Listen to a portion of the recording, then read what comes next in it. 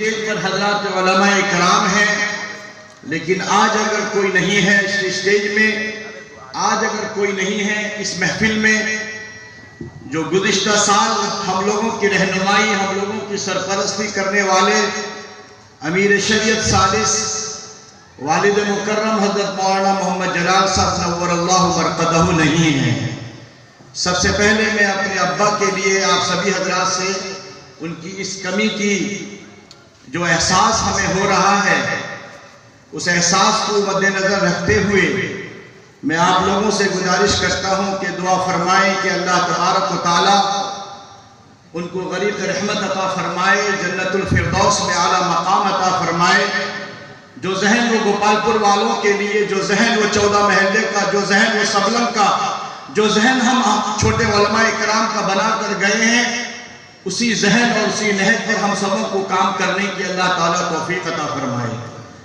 ایک وہ مشن چھوڑ کر گئے ہیں جس مشن کا نام گلشن جلال نام رکھا گیا ہے۔ اس مشن میں مدارس بھی آتے ہیں، اس مشن میں مکاتب آتے ہیں۔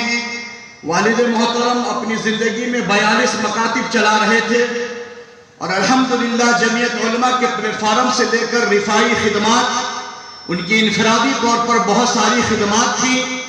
کسی کا گھر جل گیا، کسی کی بیٹی کی شادی، کسی کی مسجد کا مدد کر دینا، کسی مسجد کے چھت میں کام کر دینا، اظہر من الشمس ہے ان کی خدمات، سب لوگ جانتے ہیں۔ بہرحال انشاءاللہ ثم انشاءاللہ ایک گلشن جلال کے نام سے جو مشن ہے، اگر آپ لوگ اسی طرح ساتھ دیتے رہے، توجہات آپ کی رہی، انشاءاللہ یہ مشن تا قیامت ہم اور ہماری نسلوں کرتے رہیں گے اور چلتا رہے گا، اور ہم سبوں کے لیے نجات کا ذریعہ بنتا رہے گا انشاءاللہ ثم انشاءاللہ۔ میں بھی ہمارے مفتی نقیب الامین صاحب برتی کی باتیں سن رہا تھا۔ ظاہر ہے نام تو اس شخص کا لینا بھی نہیں چاہیے۔ مسلمان کہاں ہیں؟ کہاں سو رہے ہیں مسلمان؟ کوئی خبر نہیں ہے، خود غرضی میں ہے، اپنا کھانا ہے، اپنا پینا ہے، اپنا سونا ہے، بے پرواہ ہو کر بیٹھے ہوئے ہیں۔ آج دشمنان اسلام خود مسلمانوں کو اپنا ہتھیار بنا کر اور اپنا مہرہ بنا کر ہمارے سامنے پیش کر کے ہمارے اسلام، ہمارے دین، ہمارے قرآن، ہماری کتاب، ہماری نبوت پر وہ داغ لگا رہا ہے، اور مسلمان سن کر اس کی باتوں پر یقین بھی کرتے ہیں۔ مسلمانوں، اگر آج آپ مدارس، اگر آپ مکاتب اور ان علماء سے اگر نہیں جڑنے کا کام کریں گے، قسم خدا کی چند دنوں کے بعد آپ کے گھر سے یہ دین اڑ جائے گا، آپ کے گھر سے اسلام نام کی چیز اڑ جائے گی، سب ختم ہو جائے گا۔ اس وقت ہمیں جاگنے کی ضرورت ہے۔ جیسا کہ حضرت مولانا نے مفتی صاحب نے کہا، نبی پاک صلی اللہ علیہ وسلم کے زمانے سے لے کر آج تک اور قیامت تک کے لیے قرآن کے اوپر، اسلام کے اوپر، نبوت کے اوپر اسی طرح دشمنان اسلام وار کرتے رہیں گے، اور الحمدللہ ثم الحمدللہ یہ نبی کے وارثین، یہ انبیاء وارثین حضرات علماء کرام ان کا سجدباب کرتے ہوئے ان کا مقابلہ کرتے رہیں گے۔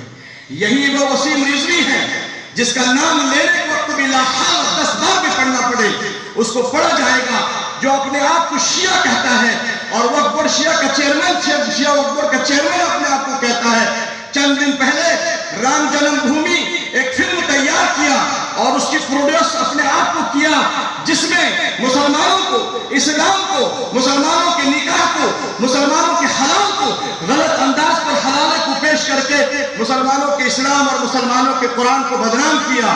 اور یہ وہی نہیں رکتا ہے، بلکہ چند دن پہلے یہ بات بھی اٹھی تھی کہ امی عائشہ، ام المومنین حضرت عائشہ صدیقہ رضی اللہ تعالی عنہ کے نام سے بھی ایک ایسی فلم بنانے جا رہا ہے۔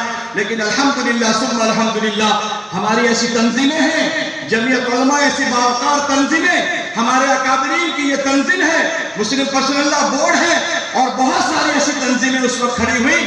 اس فلم پر پابندی لگائی گئی، وہ فلم ریلیز ہوتے ہوتے روک دی گئی۔ اب پھر آواز اٹھایا ہے کہ قرآن کریم میں 26 ایسی آیتیں ہیں کہ جو آیت جو دہشت گردی کی تعلیم دیتی ہے، جو آیات مسلمانوں کو ایک دوسرے کو، ہندو اور کافروں کو لڑانے کی تعلیم دیتی ہے، اس آیت کو قرآن سے خارج کیا جائے۔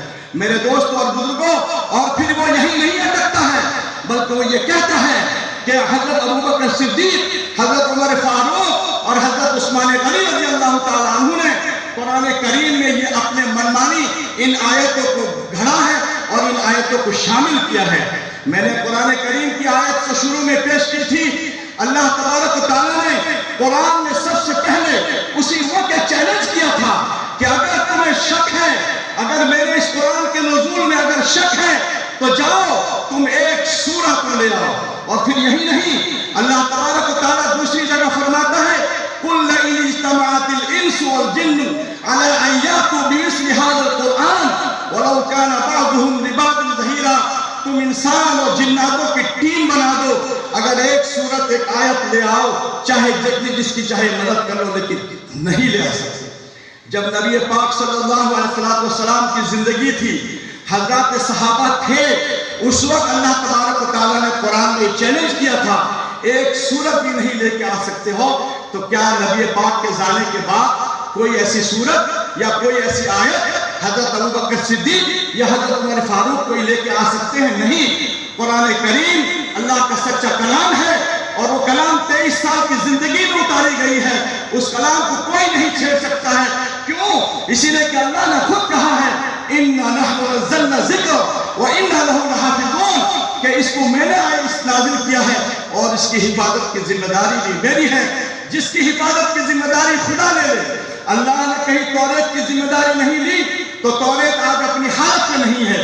انجیل بھی اللہ کی کتاب ہے مگر ذمہ داری حفاظت کی نہیں لی تو آج انجیل بھی نہیں ہے موجود۔ لیکن قرآن کریم 1400 سال سے ایک حرف، ایک